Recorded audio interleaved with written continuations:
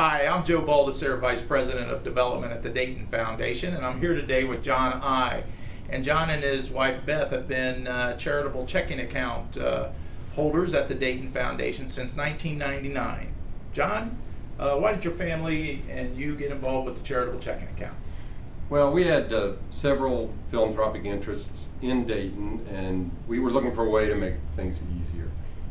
We knew from our involvement at church and at school, we knew of the great reputation of the Dayton Foundation. When our accountant said, hey, why don't you look into charitable checking, it was an easy thing to do. You know, aside from the timing of making your gift to your charitable checking account and the ease of doing taxes, what are some of the other reasons why you've opened a charitable checking account? Well, I guess the first thing I'd say is a one-stop shop. There's no size restriction on our account. There's really no size restriction on the gift that you give to the organization.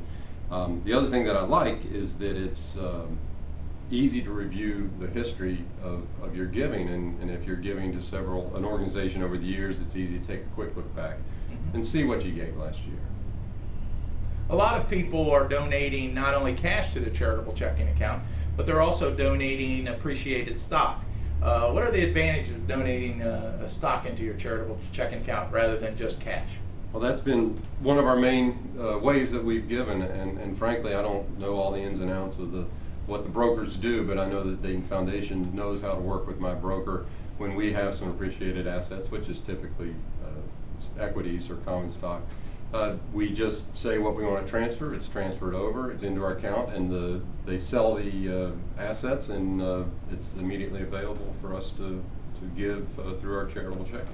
And it's a great way to avoid tax issues related to capital gains, and you get the fair market value of the stock on the day that it is donated, which is a huge tax savings for a lot of individuals. The other thing that I would add is that we've found it's a good way to time shift, that we can try to anticipate our charitable giving for the next year, 18 months, 2 years, and if we think the stock market's at a peak or something, we can go ahead and front load that money into our charitable checking and then give the money as we see the need with our charities. Fantastic. I know you've opened a charitable checking account with your family.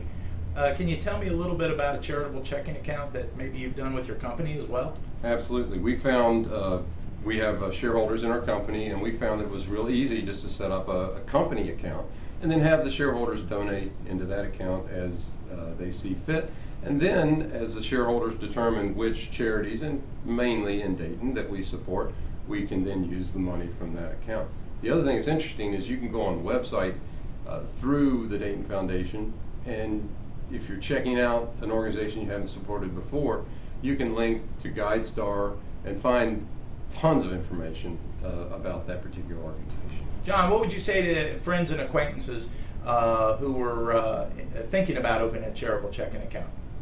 I'd say do it. Do it now. I checked last night. We made a gift to one of our charities, and I did it in 8 clicks. 8 clicks is all it took. That's great. And 24 hours a day, 7 days a week, you can make it grand. Very good. Well, thanks, John. I appreciate you stopping in today, talking with us about the charitable checking account.